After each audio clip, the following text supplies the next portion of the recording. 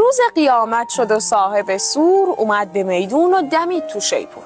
مرده ها از تو قبراشون پا شدن، منتظر محشر کبرا شدن.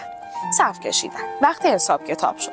نوبت سینجیم و سوال جواب شد. برزیلی، پانامایی، تونسی، امریکایی، فرانسوی، قبرسی، هر کدوم از یه قوم و ملیتی وایستاده بودن با چه کیفیتی. ایرونیا هم ته صف وایستادن. از اون عقب هی صف و هل میدادن.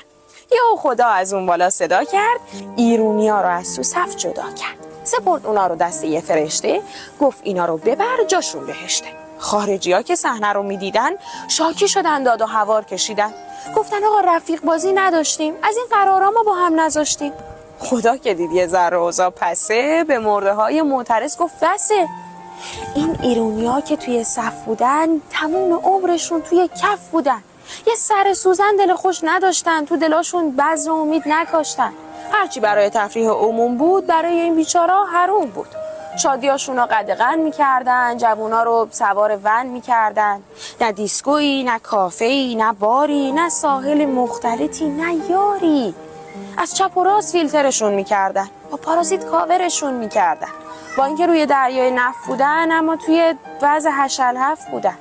گرفتار فرار مغزا شدن، نخبه هاشون ول توی دنیا شدن.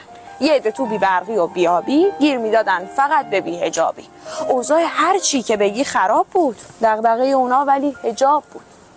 مثل شماها حال خوب نداشتن، تو شهراشون بزن به کوب نداشتن.